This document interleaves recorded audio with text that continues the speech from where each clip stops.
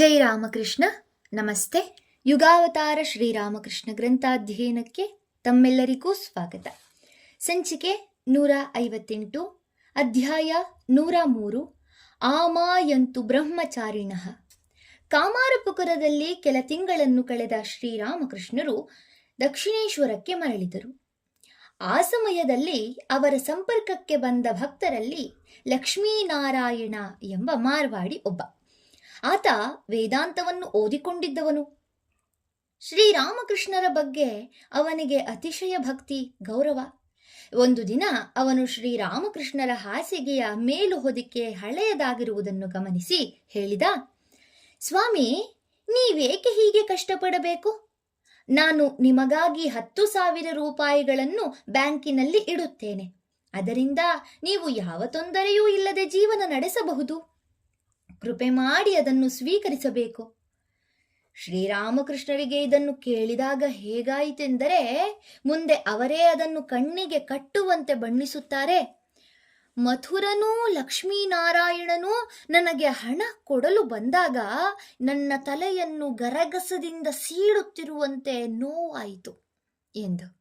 ಸ್ವಾರಸ್ಯವೆಂದರೆ, ಅವರು ಹಾಗೆ ಹೇಳುವಾಗಲೂ ಅವರಿಗೆ ಆ ನೋವು ಮರುಕಳಿಸಿತೇನೋ ಎಂಬಂತೆ ನೋಡುವವರಿಗೆ ಭಾಸವಾಯಿತು. ಯಾತನೆಯಲ್ಲಿ ಶ್ರೀರಾಮಕೃಷ್ಣರು ಆತನಿಗೇನೂ ಹೇಳಲಿಲ್ಲ. ಬದಲಾಗಿ ಉದ್ಗರಿಸಿದರು, ಅಮ್ಮ, ನನ್ನನ್ನು ಮೋಸಗೊಳಿಸಬೇಕೆಂದು ಇಷ್ಟು ದಿನಗಳ ಮೇಲೆ ಮತ್ತೆ ನೋಡುತ್ತಿದ್ದೀಯಾ? ಆಗ ಮಾರ್ವಾಡಿ ಪುನಃ ಒತ್ತಾಯಪಡಿಸಿದ, ಇಲ್ಲ, ನೀವಿದನ್ನು ತೆಗೆದುಕೊಳ್ಳಲೇಬೇಕು. ಇಲ್ಲದೆ ಹೋದರೆ ನಿಮ್ಮ ಖರ್ಚು ವೆಚ್ಚಕ್ಕೆಲ್ಲ ಏನು ಮಾಡುತ್ತೀರಿ? ನನಗೋಸ್ಕರವಾದರೂ ತೆಗೆದುಕೊಳ್ಳಿ. ಶ್ರೀರಾಮಕೃಷ್ಣರು ಅವನಿಗೆ ಕೈ ಮುಗಿದು ಪ್ರಾರ್ಥಿಸಿಕೊಂಡರು.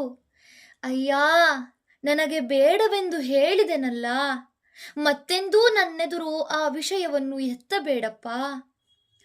ಆದರೆ ಅವನು ಅಷ್ಟಕ್ಕೆ ಬಿಡಲಿಲ್ಲ. ಹೃದಯನ ಬಳಿಗೆ ಹೋದ. ಆ ಹಣವನ್ನು ಶ್ರೀಮಾತೆಯವರ ಹೆಸರಿನಲ್ಲಿ ಇಟ್ಟುಕೊಳ್ಳುವಂತೆ ಪುಸಲಾಯಿಸಿದ. ಅದರಿಂದ ಶ್ರೀರಾಮಕೃಷ್ಣರ ಅವಶ್ಯಕತೆಗಳನ್ನು ಪೂರೈಸಲು ಅನುಕೂಲವಾಗುತ್ತದಲ್ಲವೇ? ಹೃದಯನಿಗೇನೋ ಬಾಗಿಲಿಗೆ ಬಂದ ಭಾಗ್ಯಲಕ್ಷ್ಮಿಯನ್ನು ಹೊರಗಟ್ಟಲು ಸ್ವಲ್ಪವೂ ಮನಸ್ಸಿಲ್ಲ. ಆದರೆ ಶ್ರೀರಾಮಕೃಷ್ಣರು ಆಕ್ಷೇಪಿಸಿದರೆ ವಿಧಿ ಇಲ್ಲದೆ ಅವರ ಅಭಿಪ್ರಾಯವನ್ನು ಕೇಳಬೇಕಾಯಿತು. ಶ್ರೀರಾಮಕೃಷ್ಣರು ಇದಕ್ಕೊಪ್ಪಿಯಾರೇ?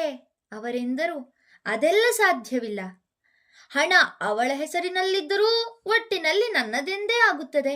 ನನ್ನದೊಂದು ಆಸ್ತಿ ಇದೆ ಎಂಬ ಆಲೋಚನೆಯನ್ನೇ ನಾನು ಸಹಿಸಿಕೊಳ್ಳಲಾರೆ.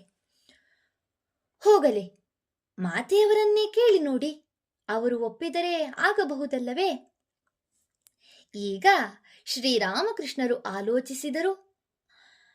ತಮ್ಮ ಸಹವಾಸದಿಂದ ಪತ್ನಿಯಲ್ಲಿ ವೈರಾಗ್ಯ ಎಷ್ಟರ ಮಟ್ಟಿಗೆ ಬೇರೂರಿದೆ ಎಂಬುದನ್ನು ಪರೀಕ್ಷಿಸಲು ಇದೊಂದು ಒಳ್ಳೆಯ ಅವಕಾಶ ಎನ್ನಿಸಿತು. ಕೂಡಲೇ ಪತ್ನಿಗೆ ಹೇಳಿ ಕಳಿಸಿದರು. ಶಾರದಾದೇವಿಯವರು ಬಂದರು. ನೋಡು, ಅವನು ನನಗೆ 10,000 ರೂಪಾಯಿ ಕೊಡುವುದಾಗಿ ಹೇಳುತ್ತಿದ್ದಾನೆ. ಆದರೆ ನನಗದು ಬೇಡ ಎಂದದ್ದರಿಂದ ಅದನ್ನು ನಿನ್ನ ಹೆಸರಿನಲ್ಲಿ ಇಡುತ್ತಾನಂತೆ. ನೀನು ಬೇಕಾದರೆ ಅದನ್ನು ತೆಗೆದುಕೋ. ಏನೆನ್ನುವೆ? ಶಾರದಾದೇವಿಯವರು ತಕ್ಷಣ ನುಡಿದರು, ಅದು ಹೇಗಾದೀತು? ನೀವು ಬೇಡ ಎಂದದ್ದನ್ನು ನಾನು ಸ್ವೀಕರಿಸಲೇ? ಅಲ್ಲದೆ ಒಂದು ವೇಳೆ ನಾನು ತೆಗೆದುಕೊಂಡರೂ ಅದನ್ನು ನಿಮ್ಮ ಅಗತ್ಯಗಳಿಗಾಗಿಯೇ ಖರ್ಚು ಮಾಡುವುದು ಎಂದ ಮೇಲೆ ಹಣವನ್ನು ನೀವು ತೆಗೆದುಕೊಂಡಂತೆಯೇ ಆಯಿತು. ಜನ ನಿಮ್ಮ ಬಗ್ಗೆ ಅಷ್ಟೊಂದು ಪ್ರೀತಿ ಭಕ್ತಿ ಇಟ್ಟುಕೊಂಡಿರುವುದೇ ನಿಮ್ಮ ವೈರಾಗ್ಯವನ್ನು ಕಂಡು. ಹಾಗಿರುವಾಗ ಅದನ್ನು ಸ್ವೀಕರಿಸುವ ಮಾತೇ ಇಲ್ಲ. ಎಲ್ಲಿ ಇವಳು ಒಪ್ಪಿಬಿಡುವಳೋ ಎಂದು ಹೆದರಿದ್ದ ಶ್ರೀರಾಮಕೃಷ್ಣರಿಗೆ ಇದನ್ನು ಕೇಳಿ ಬಹಳ ಸಂತೋಷವಾಯಿತು, ಸಮಾಧಾನವಾಯಿತು. ಇಷ್ಟಾದರೂ ಆ ಮಾರ್ವಾಡಿ ಭಕ್ತ ಬಿಡಲಿಲ್ಲ. ಮತ್ತೆ ಮತ್ತೆ ಗೋಗರೆದ. ಕಡೆಗೆ ಶ್ರೀರಾಮಕೃಷ್ಣರು ಇವನೊಂದಿಗೆ ಇನ್ನು ವಾದ ಮಾಡಲು ಸಾಧ್ಯವಿಲ್ಲ ಎಂದರಿತು ಗಟ್ಟಿಯಾಗಿ ಕೂಗು ಹಾಕಿದರು. ಓ ತಾಯಿ, ನನ್ನನ್ನು ನಿನ್ನಿಂದ ದೂರ ಮಾಡಲು ಯತ್ನಿಸುವ ಇಂಥವರನ್ನೆಲ್ಲ ನನ್ನ ಬಳಿಗೇಕೆ ಕಳಿಸುತ್ತೀಯೇ? ಈಗ ಅವನು ಸೋತು ಅಲ್ಲಿಂದ ನಿರ್ಗಮಿಸಿದ. ಒಮ್ಮೆ ಹೃದಯ ಒಂದು ಹೋರಿಗರುವನ್ನು ಹಿಡಿದುಕೊಂಡು ಓಡಾಡುವುದನ್ನು ಶ್ರೀರಾಮಕೃಷ್ಣರು ಕಂಡರು. ಅವನು ಅದನ್ನು ಮೇಯಿಸುವುದು, ಕಟ್ಟಿ ಹಾಕುವುದು ಇದನ್ನೆಲ್ಲ ಮಾಡುತ್ತಿದ್ದ. ಇದನ್ನು ಕಂಡು ಅವರು ವಿಸ್ಮಯದಿಂದ ಕೇಳಿದರು, ಅಲ್ಲವೋ ಹೃದು, ನಿನಗೇಕೋ ಆ ಪುಟ್ಟ ಕರುವಿನ ಗೋಜು? ಅದನ್ನು ಹಿಡಿದುಕೊಂಡೇಕೆ ಓಡಾಡುತ್ತಿರುವೆ? ಹೃದಯ ಸಹಜವಾಗಿ ಹೇಳಿದ, ಮತ್ತಿನ್ನೇಕೆ, ಅದನ್ನು ನಾನು ಊರಿಗೆ ಒಯ್ಯುತ್ತೇನೆ. ಮುಂದೆ ಅದು ಬೆಳೆಯುತ್ತದೆ. ಆಗ ಅದನ್ನು ನೇಗಿಲಿಗೆ ಕಟ್ಟಿ ಉಳುತ್ತೇನೆ. ಹೊಲದ ತುಂಬ ಬೆಳೆ ಬೆಳೆಯುತ್ತೇನೆ. ಇದನ್ನು ಕೇಳುತ್ತಿದ್ದಂತೆ ತಲೆಯ ಮೇಲೆ ಹೊಡೆದಂತಾಗಿ ಶ್ರೀರಾಮಕೃಷ್ಣರು ಬವಳಿ ಬಂದು ಬಿದ್ದರು.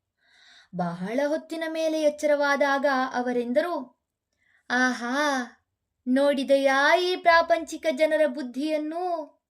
ಈ ಕಲ್ಕತ್ತೆಯಲ್ಲಿ, ಆ ಕಾಮಾರ ಪುಕರೆಯಲ್ಲಿ ಈ ಬಡಪಾಯಿಕರು ಅಲ್ಲಿಯವರೆಗೆ ಹೋಗಬೇಕಂತೆ. ಅಲ್ಲಿ ಅದು ದೊಡ್ಡದಾಗುತ್ತದಂತೆ. ಆಮೇಲೆ ಇವನದನ್ನು ನೇಗಿಲಿಗೆ ಕಟ್ಟಿ ಉಳುತ್ತಾನಂತೆ. ಎಷ್ಟು ದೂರ ಯೋಚಿಸುತ್ತಾರೆ ಇವರು. ದೇವರನ್ನು ನಂಬಿಕೊಂಡು ಜೀವನ ಮಾಡುವುದಿಲ್ಲವಲ್ಲ. ಇದೆಂಥ ಮಾಯೆ. ಧನ್ಯವಾದಗಳು. ಮುಂದುವರಿದ ಭಾಗವನ್ನು ಮುಂದಿನ ಸಂಚಿಕೆಯಲ್ಲಿ ನೋಡೋಣ. ಓಂ ಶಾಂತಿ ಶಾಂತಿ ಶಾಂತಿ. ಹರಿ ಓಂ ತತ್ಸತ್. ಶ್ರೀರಾಮಕೃಷ್ಣಾರ್ಪಣಮಸ್ತು. ಸರ್ವೇ ಜನ ಸುಖಿನೋ ಭವಂತು. ಜೈ ಶ್ರೀಮಾತಾ.